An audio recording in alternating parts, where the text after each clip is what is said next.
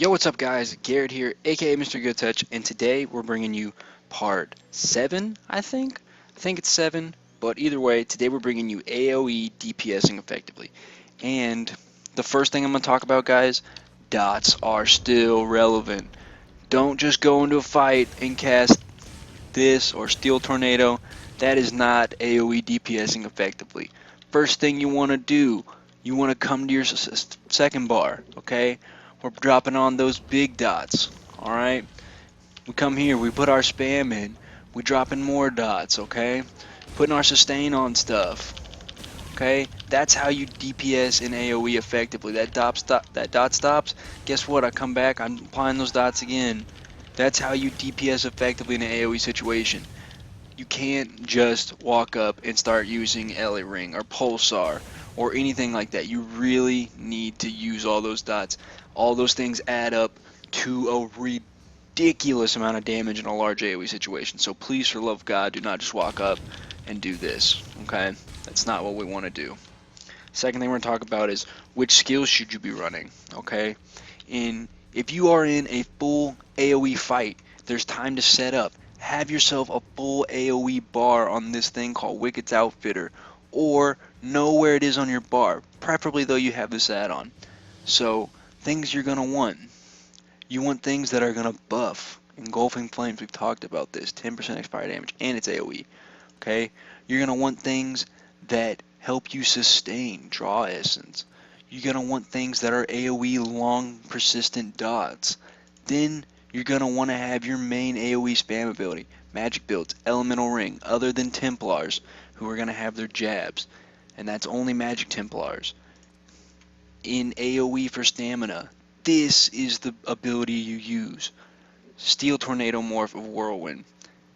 Still best AoE in the game in my mind. It's an execute, okay? It has big range. There's just nothing that beats this. This is the number one thing you need on a stamina build in an AoE situation.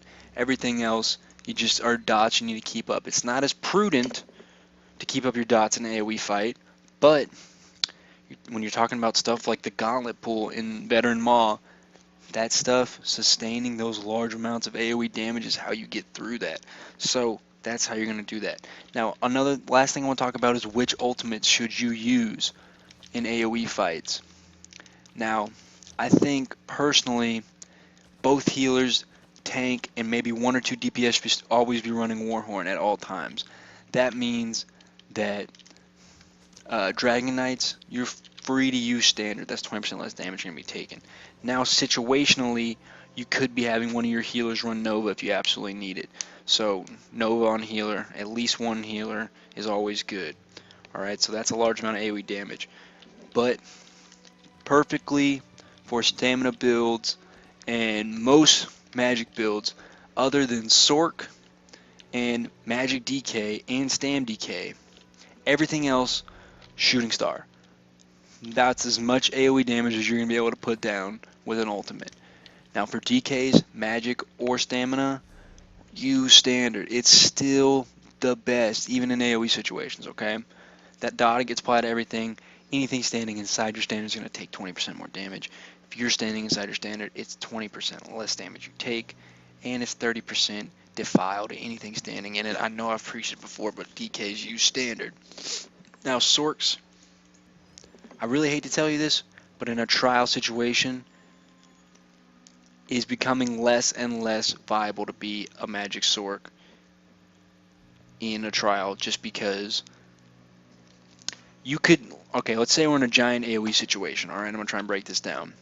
You throw this Meteor, you have 1000 ult, you've been saving up ult for the next boss fight the whole time.